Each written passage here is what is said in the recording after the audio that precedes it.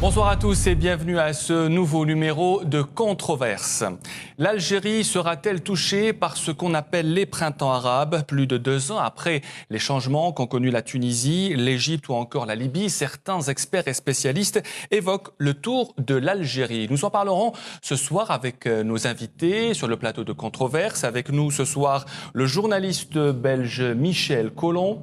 Avec nous également ce soir sur le plateau, Madame Chriot, vous avez été ministre de la Femme et de la Condition féminine de 2002 à 2004.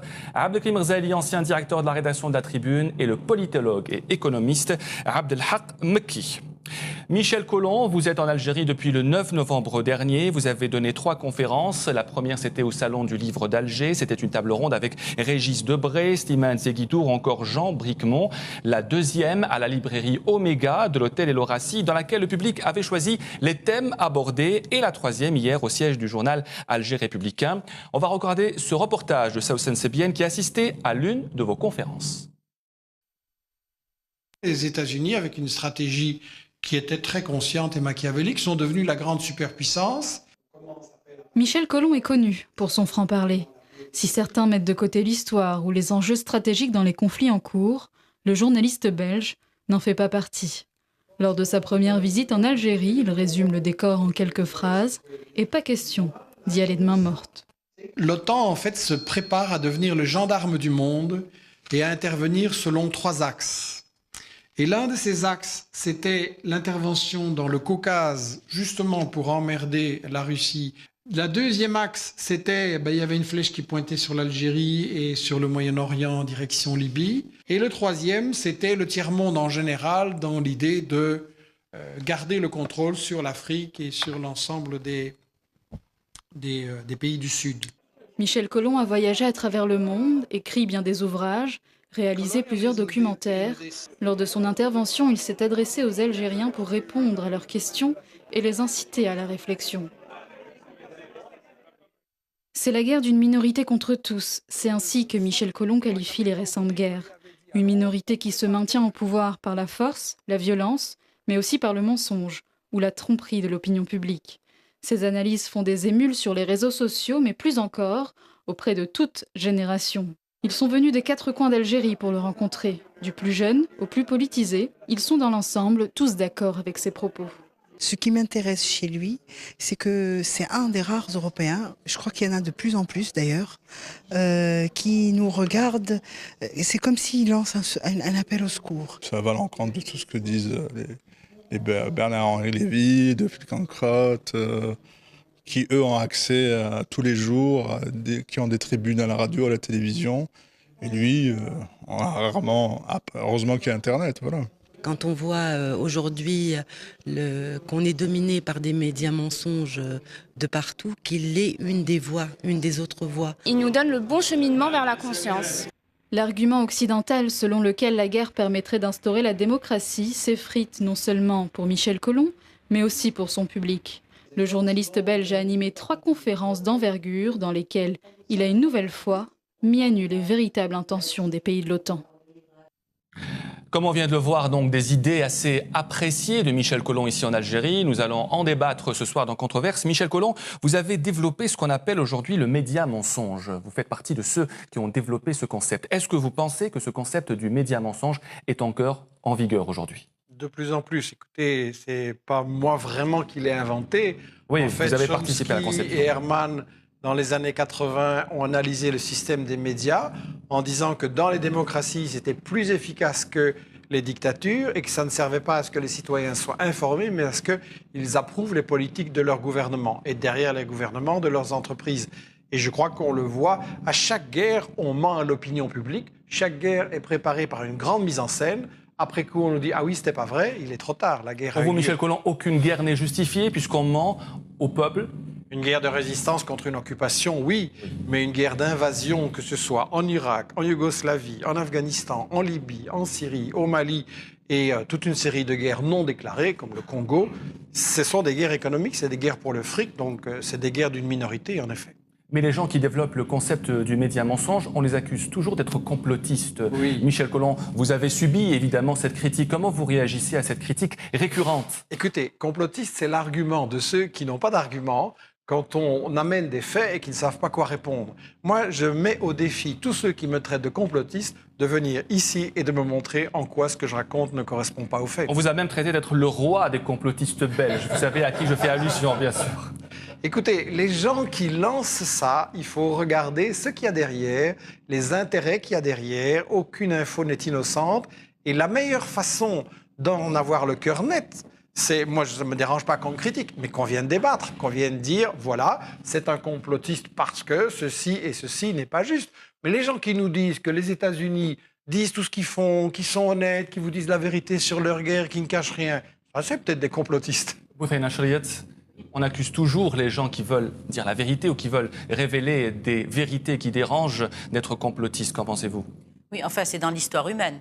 C'est-à-dire qu'à partir du moment où l'être humain va user de son rationalisme et de sa raison, il va être accusé justement d'être un complotiste tout simplement parce qu'il va faire appel à la vérité et non pas au mensonge. Donc je pense que philosophiquement parlant, c'est tout à fait dans les gènes de l'être humain.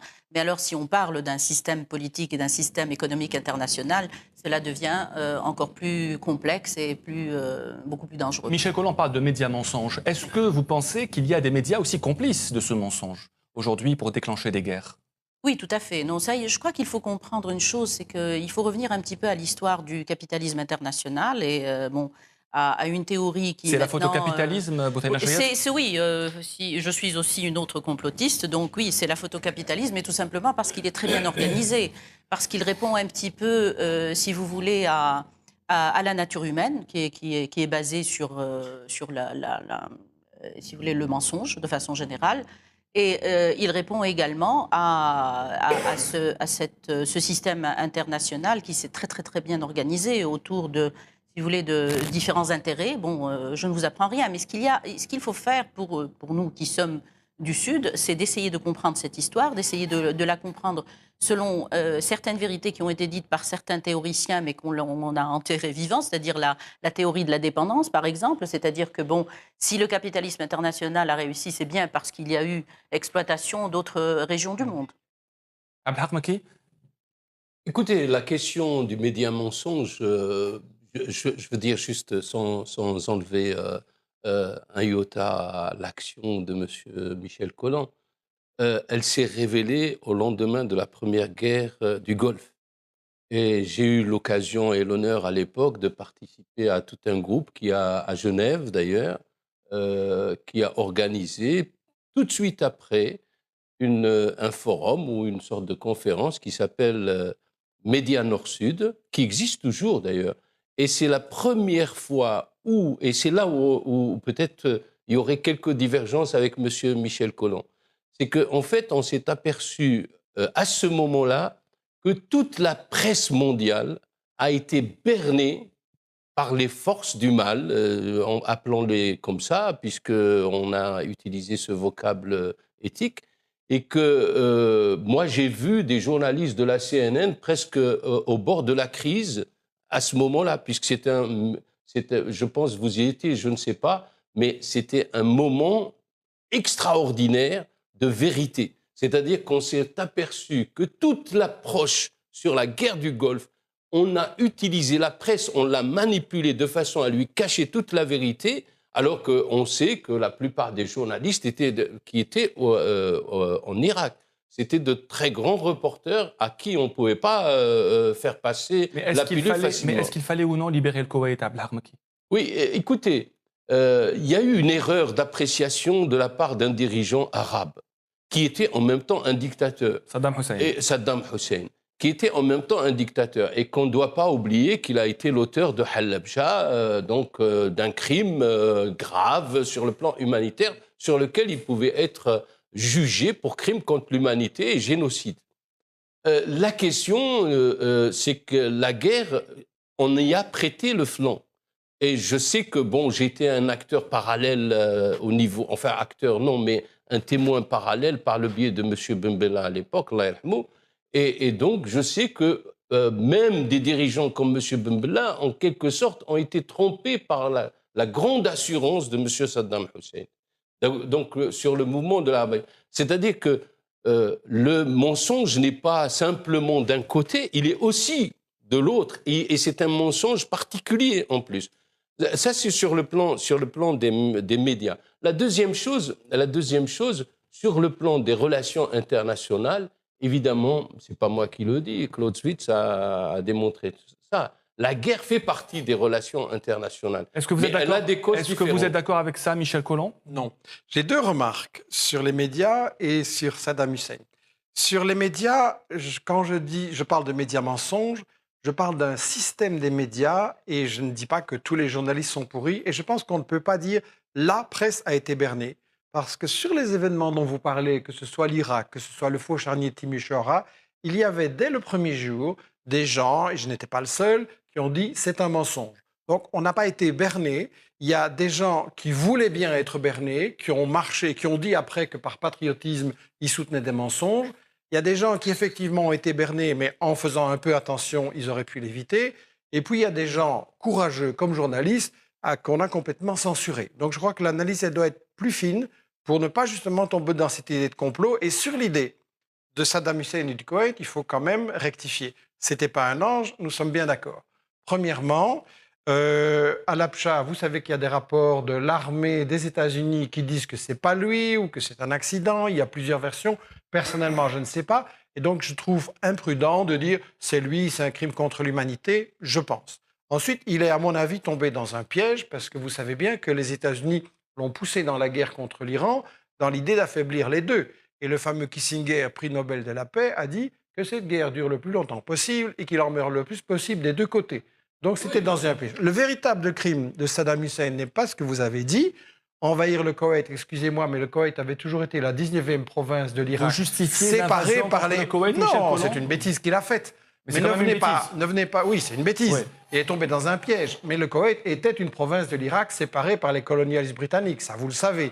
Donc c'est une manière un peu de... La vraie raison c'est une manière pour laquelle... de justifier l'invasion, non? La vraie raison, on voulait le punir. La vraie raison, et j'en termine là, Allez-y. la vraie raison pour laquelle on voulait punir Saddam Hussein, c'est qu'il voulait résister à Israël, il voulait résister aux États-Unis, et il avait proposé aux pays arabes et musulmans du Golfe de s'unir justement pour mettre les États-Unis à distance. Monsieur Maki, une seconde. Monsieur Zali, vous êtes d'accord avec ce que dit aujourd'hui Michel Collomb? Je suis d'accord avec ce que dit Michel Collomb. Allez-y. Tout d'abord, l'invasion du Koweït est condamnable, il n'y a pas de problème. Le Koweït est un État indépendant, mais qui lui a dit faut-il libérer le Koweït? Qui doit libérer le Koweït? Et la question. Deux, il a dit que Saddam doit être jugé pour ses crimes. Qui doit le juger? Ce sont là les véritables questions. Au nom de quoi? C'est l'Occident qui le juge. Il y a Maître Zahwan, un avocat algérien, qui va juger George Bush aussi, qui pose une problématique de fond. Il a dit que le droit international, les règles de jeu internationales ont été définies sans nous. Aujourd'hui, nous devons revoir tous les concepts, nous devons revoir le droit international et nous devons prendre notre part de l'humanité. Et je crois que c'est ça qu'il faut aborder. Et je crois que la question se pose en ces termes. Au nom de quoi c'est l'Occident qui va démocratiser la Libye ou la Syrie ou la Tunisie? Au nom de quoi? Au nom de quelle référence? Est-ce que la démocratie occidentale est un modèle? Au nom de quoi on moralise la vie politique à la manière occidentale? Sont-ils aussi moralistes? On parle enfin, on l'accuse Michel d'être un complotiste. Eh bien oui, nous sommes des complotistes. Parce que face au complot, on ne peut être que complotiste. Oui, et on l'assume. Parce que nous, on rectifie le tir seulement. Au lieu de dire complotiste, on dit l'anti-complot. Parce qu'en fait, il y a un complot derrière tout ça. Et vous pensez qu'il y a un complot derrière tout ça? Mais bien sûr qu'il y a un complot d'intérêt. C'est un complot d'intérêt parce qu'il faut être clair. On n'est pas des paranoïaques. Il y a quand même une histoire, elle est là, on la voit. Vos détracteurs disent... Je comprends, mais je n'emploie pas ce terme. Voilà. Selon moi, il y a un système économique et social où 1% décide et 99% n'est pas consulté. On fait des lois que les gens ne demandent pas et qui ne veulent pas. Et évidemment que le 1% ne dit pas tout ce qu'il fait et ce qu'il veut. Mais il n'y a pas besoin d'un complot. Madame Cheyet, c'est la logique d'un système. S'il vous plaît, Monsieur Macky, est-ce que vous pensez, Madame Cheyet, que dans tous ces cas de figure, l'Occident est omniprésent et responsable de tout? Écoutez, d'une certaine façon, oui, et de façon inévitable. C'est un empire. Donc, et puis, bon, là, à la pointe de cet empire, il y a les États-Unis. Mais c'est effectivement l'Occident, mais qui s'est préparé depuis les croisés. Il faut toujours réviser l'histoire pour essayer de comprendre, si vous voulez, la scène internationale aujourd'hui. Moi, ce que je voulais dire, c'est que bon, c'est bon d'être complotiste et il est bon de savoir qu'il y a un complot, mais un complot d'intérêt, nous le savons parfaitement, et que c'est toujours les minorités agissantes qui font le changement social, qu'on le veuille ou pas. Bon, maintenant, comment répondent les sociétés à cela? Qu'elles soient des sociétés locales ou des sociétés mondiales. Par rapport à la région arabe, les sociétés sont assez réceptives au complot, Madame Cheyet. Les sociétés sont de plus en plus sous l'égide justement du mensonge. Sont très manipulables, notamment par un domaine que je connais très bien, c'est-à-dire les processus éducationnels. Vous n'avez qu'à lâcher votre idéologie à travers votre système scolaire et tout va fonctionner. C'est pour ça que, si vous voulez, s'il y a, par rapport à la région arabe, je pense que ce que font les différents régimes, qui sont des régimes totalitaires et qui continuent d'être plus ou moins totalitaires malgré les révolutions, je pense que ce sont des régimes assez bêtes et méchants, tout simplement parce qu'ils auraient pu faire autrement par rapport à la relation à leur société. Et également, ils auraient pu faire autrement pour éviter d'avoir une intervention du nouveau colonialisme.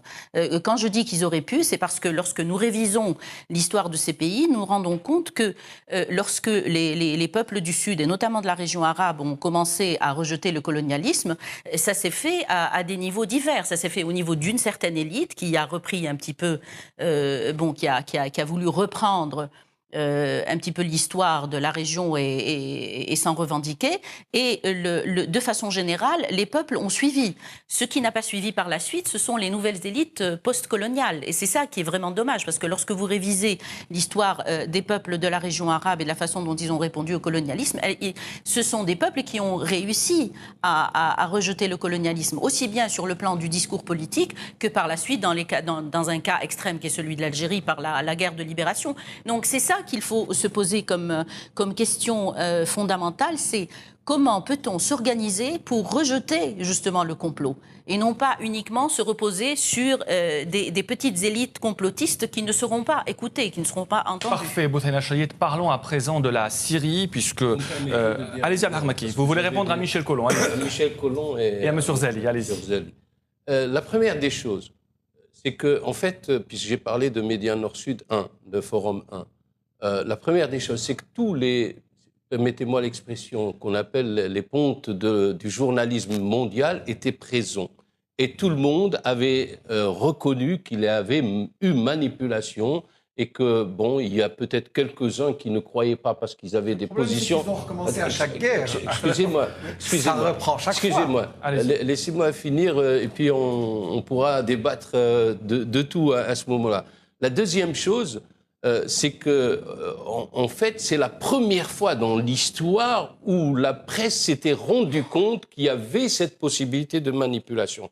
Maintenant, il est clair, nous le voyons avec le comportement de M. Pleven, il est clair qu'il y a des journalistes qui sortaient des lots, qui avaient peut-être des raisons particulières, des informations, des réseaux et tout, qui leur permettaient de comprendre. Mais il est clair que toute la presse, à ce moment-là, a été bernée.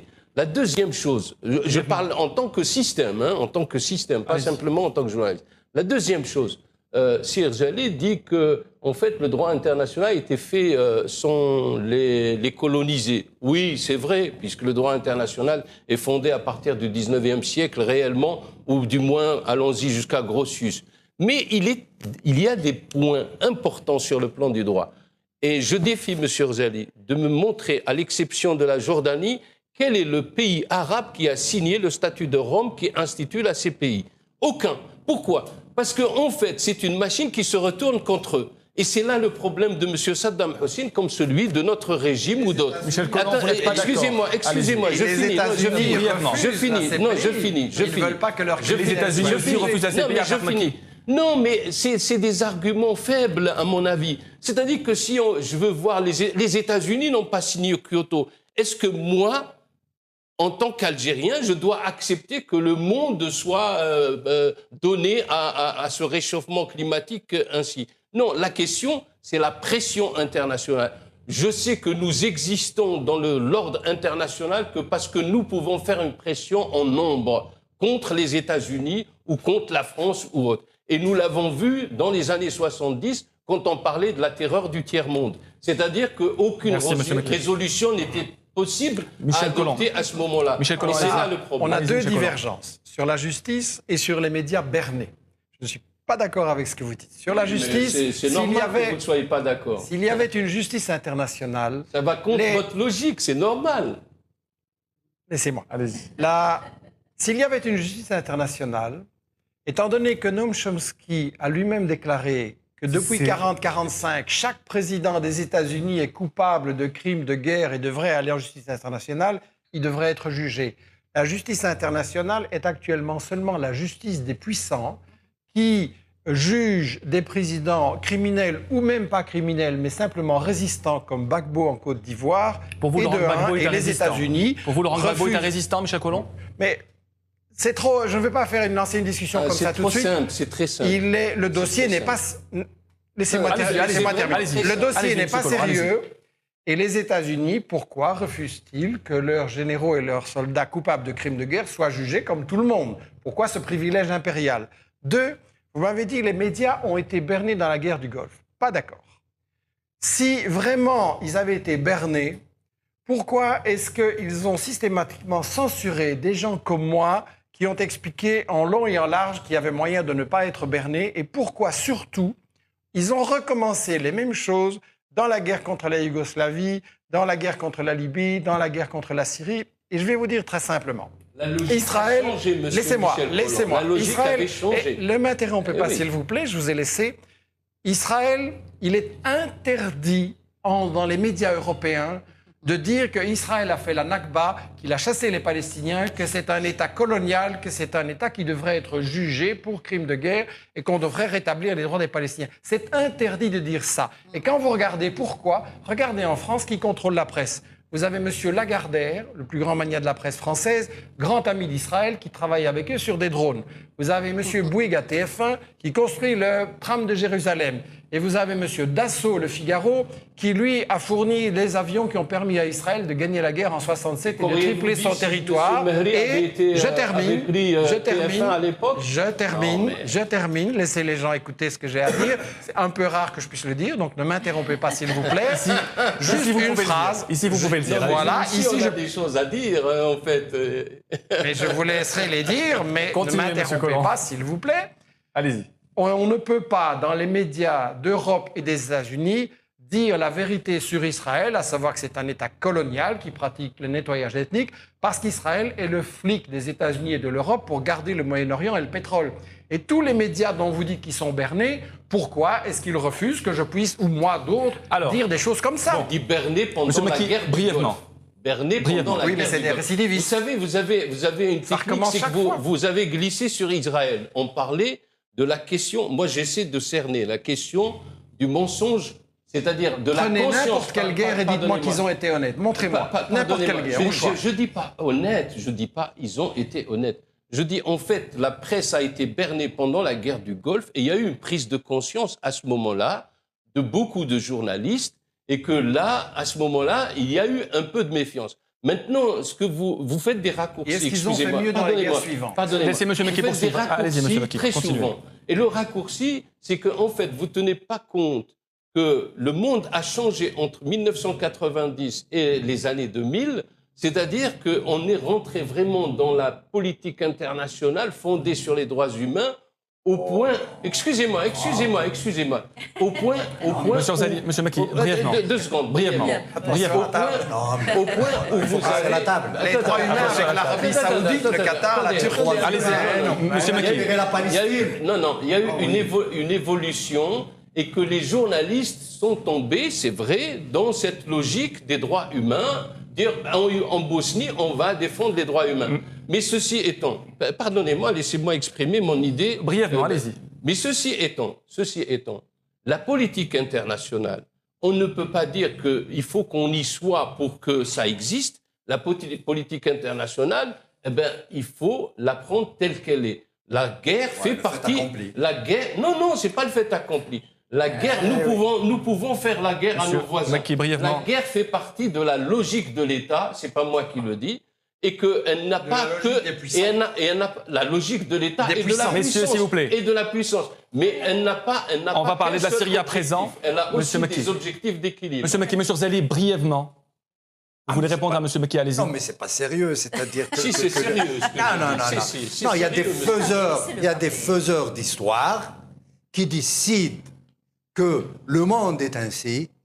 On change de discours comme on veut. Je vous rappelle qu'en 1919, les Américains parlaient des droits des peuples à l'autodétermination. Ça aussi, ça ne fait pas partie des droits de l'homme, ça fait partie d'une stratégie de reconquête du monde face à une Europe puissante. Soyons sérieux, aujourd'hui, le monde est régi par les droits de l'homme. Il y a des millions d'êtres humains qui crèvent de faim. On préfère faire autre chose, faire la guerre, que d'aider l'humanité à manger. Il y a les Palestiniens qui sont occupés, qui sont écrasés quotidiennement. Que fait le monde occidental qui régit le monde sur la base des droits de l'homme pour libérer ces peuples-là? Il y a le Sahara occidental, et j'en passe, et j'en passe. Non, soyons sérieux. On va parler. Non, quand je dis que le droit international et les règles de la gestion du monde sont faits sans nous, ça ne veut pas dire laissez-nous venir avec vous. Non, monsieur.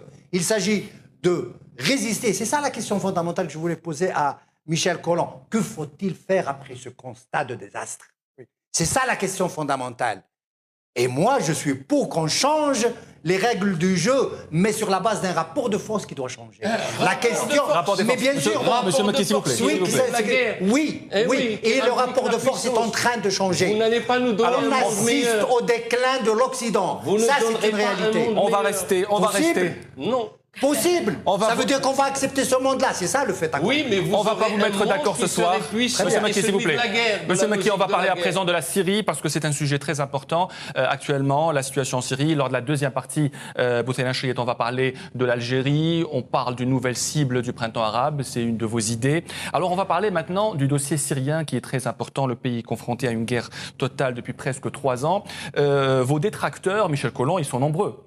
En France et en Belgique, vous accusent d'être proche du régime de Bachar al-Assad, ou plutôt de vouloir le défendre contre la rébellion syrienne, composée essentiellement, faut-il le dire, de terroristes, si c'est le mot adéquat. Qu'en pensez-vous de ces critiques, Michel Collomb? Écoutez, je pense qu'il faut être très précis, très clair, et ne pas se laisser entraîner là dans des étiquetages sommaires. Je pense que, pour être très clair, je ne suis pas proche du président syrien. Je pense que si j'avais été syrien, j'aurais été un opposant. Je suis en contact avec des opposants sur toute une série de choses, et notamment sur les libertés démocratiques. Il est clair que beaucoup doit changer là-bas. Ça étant, je pose la question, qui attaque la Syrie et dans quel intérêt? Si on est en train de me dire qu'on a une alliance qui attaque la Syrie, dirigé par les États-Unis qui ont mis en place le Shah d'Iran, Mobutu, Pinochet et encore maintenant les pires dictateurs dans le monde. Dirigé par la France, de la France-Afrique, qui protège les pires dictateurs crapuleux et mafieux de l'Afrique. Avec comme agent dans cette alliance Israël qui est en coulisses, l'Arabie saoudite, l'État le plus arriéré, le plus répugnant, le plus répressif de la planète, le Qatar, un État esclavagiste, la Turquie qui emprisonne des journalistes. Donc vous avez les mêmes ennemis avec Bachar al-Assad, Michel Collomb. Si on est en train de me dire que la politique est dirigée par les droits humains, je m'excuse, là on est justement dans cette propagande par laquelle on cherche à nous berner. C'est une manière de défendre aussi le président syrien pour dire qu'il est confronté à toutes ces personnes. Une position nuancée est celle-ci. Les Syriens ont le droit de revendiquer, ont le droit de protester, ont le droit de changer de dirigeant. Et il est clair qu'il y a des revendications sociales et démocratiques légitimes et que la Syrie devrait changer. Il est clair que ça n'est pas l'intérêt de ceux qui attaquent la Syrie parce que s'il y avait une démocratie dans le monde arabe, qu'est-ce que les Arabes diraient? 1. Israël, c'est terminé. 2. On veut défendre les droits des Palestiniens. Et 3. L'argent du pétrole, il doit servir non pas à édifier des tours de 600 et de 800 mètres pour des nababs et des milliardaires, mais à donner, comme Chavez au Venezuela ou comme Evo Morales en Amérique latine, l'éducation, la santé et un avenir aux Nous en jeunes. parlerons avec Et Boussana donc Chérif, là, bien sûr. c'est les vrais droits humains dont on parle. Et là, j'aimerais embrayer sur la remarque qui m'a été faite pour qu'on dépasse un peu cette polémique qui est très artificielle. Je voudrais embrayer sur ce qui a été dit. Qu'est-ce qu'on fait pour résister par rapport à ça? Et je pense que ça, c'est la vraie question qui préoccupe tous les gens qui nous regardent. On a entendu déjà 10 fois la propagande des États-Unis, de la France et d'Israël. Ce qui m'intéresse moi plus, c'est qu'est-ce qu'on peut faire contre ça? 1. Analyser les véritables objectifs des acteurs et des puissants de ce monde. 2. Démasquer l'hypocrisie des États-Unis, de la France, démasquer des régimes comme l'Arabie Saoudite, comme le Qatar, l'utilisation de ce qu'on appelle les islamistes, etc. Et dire qu'effectivement, l'argent du pétrole, l'argent du gaz, l'argent des ressources naturelles, il doit servir à ce que chaque enfant ait à manger, ait un toit, ait un professeur et un médecin. Et là, les États-Unis sont l'ennemi de tout ça. Vous avez 45 millions de gens sous le seuil de pauvreté. Vous avez 45 millions. Laissez-moi finir. Laissez-moi terminer. Laissez-moi terminer, s'il vous plaît. Laissez-moi finir. Laissez-moi finir. Vous avez...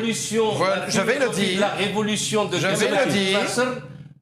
Laissez-le terminer. Vous essayez de m'empêcher, mais je vais le dire. Vous avez, monsieur, aux États-Unis, soi-disant le modèle des droits humains, vous avez 45 millions de pauvres. Trop de raccourcis. Laissez-moi terminer. Laissez-le terminer. Laissez-moi terminer. Trop de raccourcis. Laissez-le terminer. Vous avez peur de ce que je vais vous dire là? Et pourquoi vous interrompez tout le temps? Pourquoi vous ne voulez pas que les gens m'écoutent? Parce qu'en fait, vous n'êtes pas dans la vérité. Est-ce que vous êtes un démocrate? Est-ce que vous... Une simple question. Vous n'êtes pas dans la vérité. Monsieur Maki, une simple question. Ça, c'est vous qui le dites. Monsieur Maki. Laissez-moi juste terminer ce que j'avais à dire. Vous ne m'empêcherez pas. Et c'est ma dernière phrase. Si vous ne coupez pas, c'est ma dernière phrase. Vous avez aux États-Unis 45 millions de gens sous le seuil de pauvreté. Moi, j'ai vu des gosses tout nus dans la rue, des gens vivant sous des cartons. Et ça, dans la plus grande puissance du monde, qui possède un arsenal, qui possède tellement d'argent qu'elle pourrait éliminer la faim dans le monde. Ne me racontez pas des sornettes. Une question simple, si on devait choisir aujourd'hui entre Bachar el-Assad et la rébellion. Oui. Si on devait choisir. Vous savez, il y a en Syrie plusieurs oppositions. Il y en a une dont on parle qui prend le haut du pavé et il y en a une autre qui demande des réformes, des changements et des discussions. Moi, je choisirais celle-là.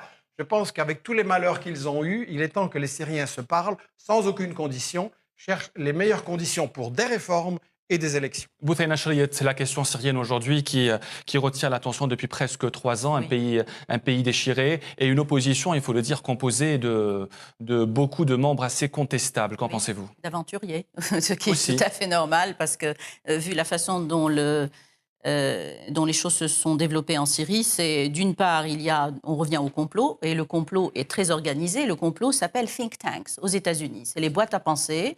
Ce sont des centres de recherche qui existent depuis la fin du 19e siècle, et beaucoup plus précisément le début la plus vieille, c'est la Brookings Institution que j'ai connue de l'intérieur, et qui a été établie en 1916 pour essayer de comprendre ce qui s'était passé en Europe à l'occasion de la Première Guerre mondiale, mais également pour essayer de faire en sorte que les États-Unis deviennent la superpuissance mondiale. En fait, c'était en train de se préparer déjà au début, je pense, du siècle passé. Ça, c'est mon humble avis. L'autre chose par rapport à la Syrie, c'est que pour la Syrie, ce n'est que la fin de tout un processus. Et peut-être qu'il y aura l'Algérie, mais bon, chaque pays a sa spécificité et la façon dont il va être approché par la grande stratégie du fait qu'il faut absolument invalider le monde arabe. Il faut absolument que le monde arabe devienne un monde uniquement de consommateurs et pas du tout un monde qui va participer si vous voulez, au système mondial en tant que décideur. Très rapidement, par rapport à la Syrie, donc, ce qui a été préparé est là depuis une vingtaine d'années. C'est l'effet boomerang, si vous voulez, c'est-à-dire qu'il faut faire tomber tous les États qui sont plus ou moins laïques, mais malheureusement... oui, enfin bon, c'est-à-dire que la Syrie ne ressemblera plus à la Syrie qu'on connaît, c'est-à-dire que il faut revenir à l'essentiel par rapport à ce qui a été fait dans les think tanks, c'est-à-dire détruire l'État-nation arabe tel qu'on l'a connu depuis la période de lutte nationale, de véritable lutte nationale politique, depuis les années 30 jusqu'aux années 60. Ce qui a arrangé l'Occident jusqu'à un certain point, c'était l'État-nation chaperonné par un raïs, par un leader charismatique qui soit aimé ou mal aimé. Et c'est ce qu'il faut absolument casser. Pour diverses raisons. En fait, ce n'est pas la première civilisation à l'échelle mondiale et qui est devenue impérialiste et qui casse, si vous voulez, les sociétés qu'elle doit occuper, les sociétés qu'elle doit coloniser. L'islam l'a fait. Bon, reprenons par exemple l'islam médiéval, a dû le faire pour des raisons également d'impérialisme de l'époque. C'est sur ce mot qu'on passe à la deuxième partie de Controverse.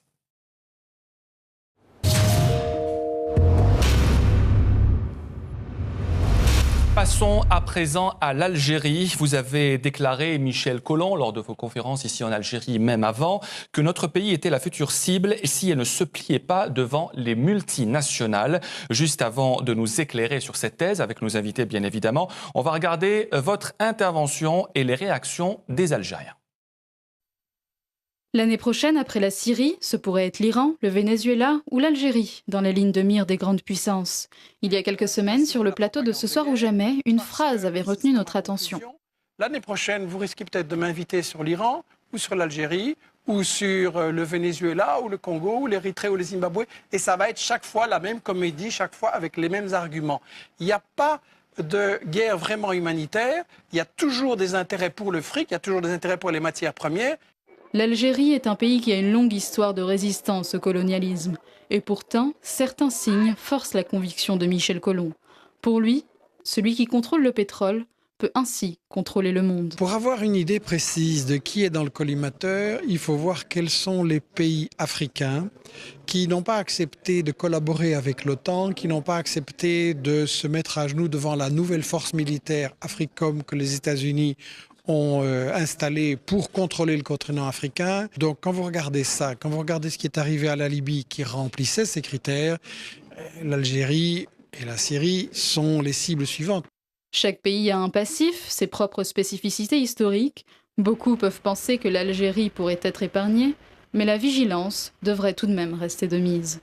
Je ne pense pas que l'Algérie sera la suivante. Et on va avoir beaucoup de surprises. Ça me paraît improbable tout en pensant qu'il faut être extrêmement vigilant. Nous sommes toujours des victimes, en vérité. Nous avons été déjà la victime du colonialisme français et aujourd'hui c'est un colonialisme de tout un autre mode, c'est-à-dire une variante qu'on n'arrive pas vraiment à décrypter. Les peuples sont en train de prendre conscience que l'impérialisme n'est pas un tigre en papier, il est là, il est réel, il attaque les peuples pour les intérêts d'une minorité, comme le dit Michel Collomb, 1% de l'humanité qui domine le reste. In fine, au cœur de tout son travail, la pensée de Michel Collomb se résume ainsi. De par ses ressources énergétiques et ses positions stratégiques, l'Algérie est dans le collimateur. Abdelkrim Ghzali, est-ce que vous pensez, vous aussi, que l'Algérie est la prochaine cible de ce qu'on appelle les printemps arabes? Est-ce que notre pays est dans le collimateur? Non, je ne crois pas que ça se passe comme ça. De quelle manière alors? Il n'y a pas un programme, on va attaquer ce pays, on va attaquer l'autre. Michel Collomb pense qu'il y a un programme. Non, je crois que la thèse... Non, je crois que la thèse... Si j'ai bien compris la thèse de Michel Collomb, c'est qu'il n'y a pas un ordre précis qui a été décidé quelque part. Il y a des conditions, des paramètres, des objectifs qui peuvent, en fonction des situations, définir qui il est. Mais en fait, j'ai dit ça ne se passe pas comme ça. En fait, le véritable problème n'est pas de l'Occident. L'Occident, c'est de bonne guerre. Il défend ses intérêts. Il va les prendre là où ils se trouvent. Je crois que le véritable problème se situe au niveau des pays qui peuvent être attaqués ou qui peuvent connaître des problèmes. Il l'a bien dit, la Syrie aurait pu éviter tout ça si le régime avait engagé des réformes assez tôt. Il a prêté le flanc. Si l'Algérie prête le flanc, c'est ça la véritable question. Et parlons de l'Algérie. Est-ce que l'Algérie a engagé les réformes qu'il faut? Je ne pense pas que l'Algérie ait engagé les réformes qu'il faut. Donc susceptible de subir? L'Algérie n'a pas engagé les réformes qu'il faut. Elle n'a pas pris le courage qu'il faut pour aller au fond des choses. On attend toujours la révision de la Constitution qui est la loi fondamentale du pays. Je ne comprends pas qu'on s'engage, par exemple, sur des questions de réforme de l'audiovisuel et la Constitution viendra après. Sur l'audiovisuel, par exemple, on va vers des chaînes thématiques. Ça veut dire qu'on laisse Al Jazeera dominer le paysage médiatique algérien et elle va encore, c'est le média mensonge par excellence et qui va insuffler son venin en Algérie. Non, je ne crois pas que l'Algérie ait engagé les réformes qu'il faut. Je ne crois pas qu'elle ait répondu aux attentes qui se sont exprimées depuis au moins 1980. Et je ne crois pas qu'elle ait engagé les réformes économiques nécessaires qui peuvent éventuellement détourner l'attention des jeunes d'un véritable risque d'explosion. Bouzaïna Chayet, un risque d'explosion en Algérie, pas de réforme concrète encore? Non, pas de réforme concrète parce que les Vous avez été réformes membre du gouvernement, il faut le préciser, de 2002 à 2004. Donc vous connaissez bien un peu l'étendue du problème. Oui, mais ce qu'il y a, c'est que ce n'est pas spécifique à l'Algérie. Je pense qu'il y a un dialogue de sourds entre les élites étatiques et les sociétés arabes de façon générale. Pour l'Algérie, effectivement, je suis d'accord avec M. Orzali, c'est que il y a, si vous voulez, une attitude très frileuse par rapport à de véritables réformes. Mais alors, la question est qui doit entreprendre les réformes et est-ce que les réformes vont être faites par une génération qui est là, qui est aux commandes du pays depuis les années 50, pratiquement, c'est-à-dire la fin des années 50. Donc ça se pose en termes de, je crois, de génération, d'une part. Donc, ce qu'il faut faire, c'est aller vers la société algérienne pour mieux la connaître. Qu'est-ce qui est en préparation par rapport, si vous voulez, aux idiosyncrasies, aux représentations de la jeunesse algérienne qui compte pour 70% de la population. Donc c'est ça ce que l'on ignore. Moi, je pense qu'un problème d'explosion ou d'implosion pour l'Algérie, je ne pense pas. Mais ce qu'il y a, c'est qu'il faut absolument qu'on en finisse avec la frilosité des décideurs par rapport aux réformes. Par rapport à la Constitution, je voudrais revenir à une chose. Brièvement. Le pays avait une Constitution.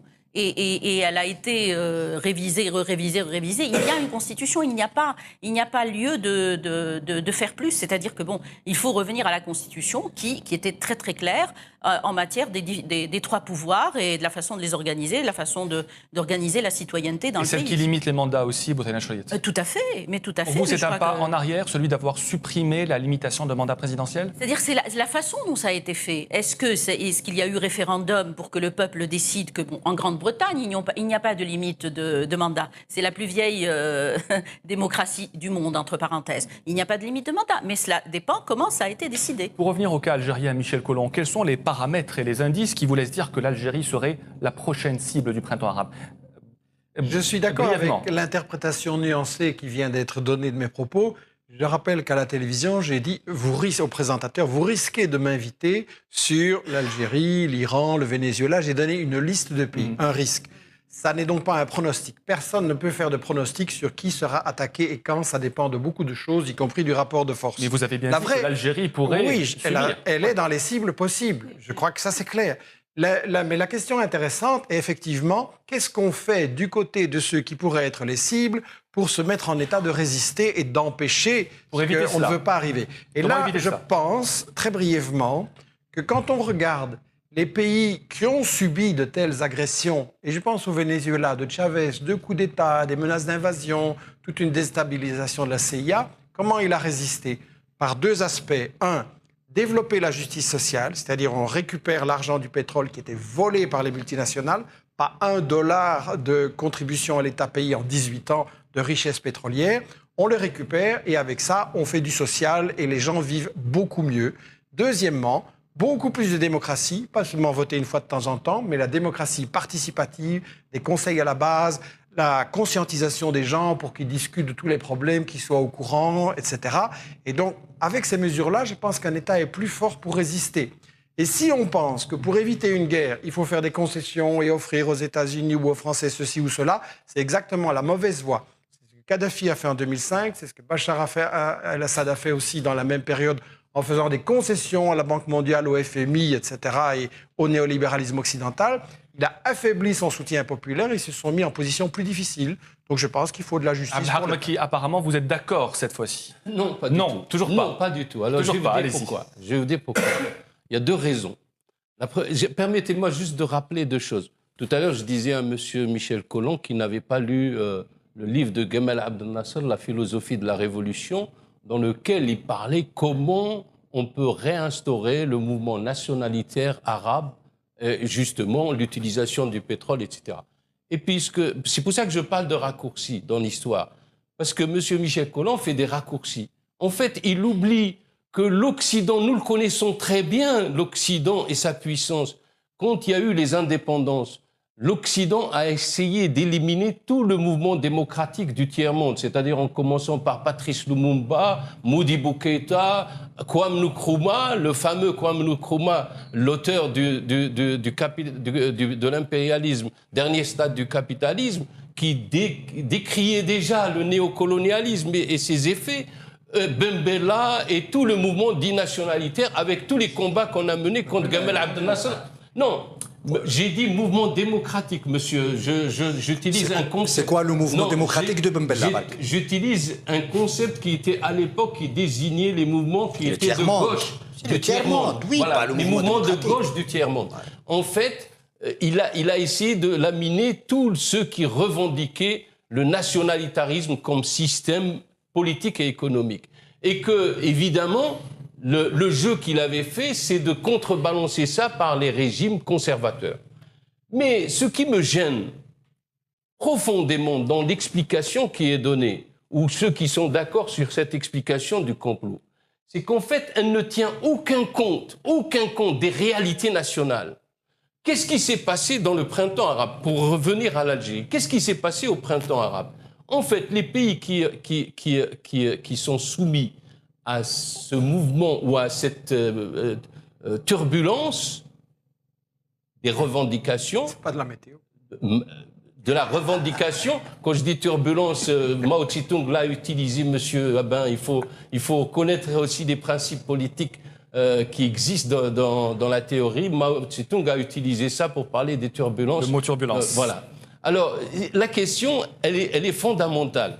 Qu'est-ce qui s'est passé?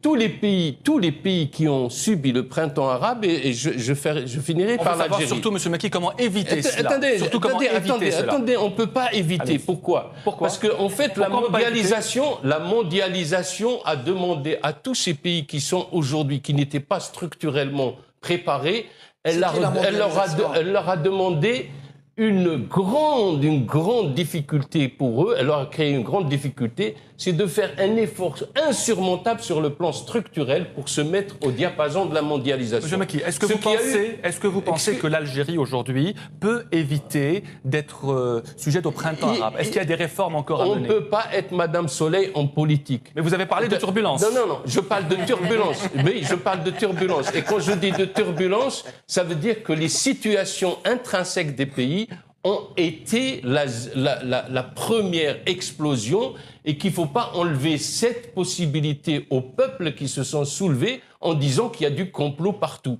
Il y a des conditions qui ont fait... Il y a des conditions... Est-ce que vous pensez que Michel Colomb est un complotiste? Le terme de complot, alors écoutez, la théorie, c'est une théorie de complot. La théorie, quand on dit que l'Algérie est prévue dans une attaque où elle peut risquer, c'est qu'en fait, c'est une théorie de complot. Et alors, quand le général américain Wesley Clark dit... Et quand le général américain... Vous pouvez répondre à cette question? Non, je finis mon idée. Je termine mon idée. Non, je termine mon idée. Moi aussi, je sais taper sur la table. Il y a une chose. Dans tous les pays où il y a eu le printemps arabe, il y a la formation qui représente 89,8% des jeunes âgés de 17 à 30 ans qui ont reçu une formation scolaire.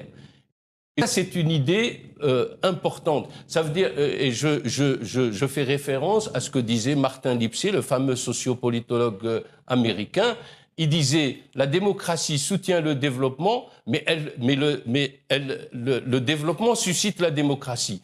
À partir du moment où il y a eu des remous à cause de la mondialisation, cet effort, etc., il y a également la formation, ce qui fait que ça a bouillonné et ça a fait que les peuples arabes qui doivent subir ça sont comme les fameux athlètes du 3000 mètres steeple, ils sont obligés de sauter toujours et faire des bonds. Donc l'Algérie, de ce point de vue-là, n'est pas dans les mêmes conditions que les autres pays arabes. Que les autres pays arabes qui ont connu le printemps. Pourquoi? Parce que non, pas comme l'Arabie saoudite. Pourquoi? Non, la réalité politique. La réalité politique de l'Algérie. C'est qu'elle a subi déjà sa première mue en 88 et qui a été une revendication de jeunes. Le gouvernement le dit aussi. Oui. Non, mais je n'épouse pas l'idée du gouvernement, j'analyse. 88 a été un mouvement pour la liberté et contre la dictature du parti unique et la dictature militaire. Point à la ligne. Et donc pour les libertés. 2, nous avons connu ce que connaît l'Égypte actuellement, dans les années 90. 3, même si on n'est pas d'accord sur le processus, mais le processus démocratique s'est enclenché, preuve en est qu'il y a de la presse, etc. Au résultat, le risque qu'il y a en Algérie, c'est qu'en fait, c'est un pays qui est déjà dans une voie démocratique qui demande, Monsieur Razali, qui demande de la perfection. Est-ce que vous pensez... Et je suis d'accord que nous devons avoir une constitution définitive à laquelle on ne doit plus toucher et qu'on ne doit plus avoir des jeux. Et là, nous avons éliminé une grande partie des risques. Et je peux vous dire que dans les états-majors, ce que je sais, en tous les cas, selon mes connaissances, que dans les états-majors occidentaux, l'Algérie n'est pas la priorité. Avant de passer à Bouthaina Chayet, Michel Collomb, est-ce que vous pensez que l'Algérie a entamé ce processus de réforme démocratique, comme le dit Abdelhak Mekki, pour éviter le printemps arabe ? Je n'ai pas de leçons à donner aux Algériens, c'est à eux à juger ce qu'il faut faire pour leur pays. Mais un éclairage, votre position. Je ne prétends pas non plus connaître assez l'Algérie pour avoir un jugement. On ne peut pas demander à un journaliste ou à un politologue de connaître énormément de pays dans le monde. J'en ai étudié quelques-uns à fond, là, je peux essayer de dire quelque chose. Pour le reste, je pense que c'est aux Algériens. Je pense que, premièrement, il faudrait, s'il vous plaît, arrêter de me traiter de complotiste comme le font les gens des États-Unis et d'Israël. Il y en a un peu marre qu'on cherche en fait à berner les gens, à leur faire peur. Je ne vous ai pas interrompu maintenant. Est-ce que c'est votre conception de la politesse de me couper tout le temps? Vous n'utilisez pas les mots qu'il faut. Vous êtes berné, monsieur. Nous disons la vérité, la plus grande des vérités. Allez-y, monsieur Collomb. Une chose qui est claire, c'est que je vous trouve très grossier chaque fois que je parle et que je vous critique. Vous l'êtes aussi. Vous m'empêchez de parler. Allez-y, monsieur Collomb. Je vous ai laissé parler jusqu'au bout. Allez-y, continuez. Et chaque fois que je vous parle pour vous critiquer, c'est le débat. D'empêcher les gens les mots qu'il faut. C'est le débat, c'est les règles du débat. On ne berne pas, on dit la vérité. Allez-y, monsieur Collomb, allez-y, continuez. Quand vous parlez de complotistes, alors que je n'arrête pas de vous dire que pour moi c'est un système social, un système politique, ce sont des rapports de force, ce sont des jeux de puissance, c'est le néocolonialisme. Pourquoi est-ce que vous revenez tout le temps avec des étiquettes à faire peur? Je regrette, j'en ai un peu marre. Il y a les sionistes qui me traitent d'antisémite, il y a les nouveaux philosophes qui me traitent d'extrême droite, et vous jouez dans ce jeu-là pour empêcher les gens tout simplement de réfléchir aux faits qu'on amène. Maintenant, allez-y. Votre question sur l'Algérie, parce qu'il y a tellement de brouillard dans le débat. Est-ce que vous pensez que le processus de réforme engagé en Algérie, comme le dit M. Mekki, peut contribuer à éviter que l'Algérie soit touchée par ce qu'on appelle le printemps arabe? Ça me semble indispensable. Je veux dire que si vous voulez résister à l'empire, la puissance des États-Unis, avec tous leurs moyens médiatiques, services secrets, écoute, militaires, chantage, corruption, si vous voulez résister à ça, ce n'est pas une élite qui peut résister, c'est l'ensemble d'un peuple. Ça veut dire qu'il faut que tout le monde travaille au service de ce peuple pour des réformes sociales, pour la justice, pour que les gens vivent mieux, pour qu'ils aient un avenir. Et à ce moment-là, que ce soit les islamistes ou les autres agents de l'Occident ou n'importe quoi, n'ont aucune chance parce que les gens trouveront qu'effectivement on travaille pour eux. C'est ça la question fondamentale, au service de qui on est. Merci Michel Collomb, c'était le mot de la fin de Controverse. Merci énormément à nos invités, Abdelhak Mekki, politologue et économiste. Merci également à Abdelkrim Rzali, journaliste. Vous avez été le directeur de la rédaction de La Tribune. Merci à vous, Bouthaina Chayet. Vous êtes professeur à l'université, ancien ministre de la Femme et de la Condition féminine. Merci à vous, Michel Collomb. Vous êtes journaliste et essayiste belge. On rappelle votre site internet michelcollomb.info. Vous avez écrit notamment Les 7 péchés de Hugo Chavez, Israël, parlons-en et la stratégie du chaos. Merci également à Saoussed Sebiane qui a préparé cette émission avec moi et qui rejoint donc l'équipe de Controverse. À mercredi. Merci.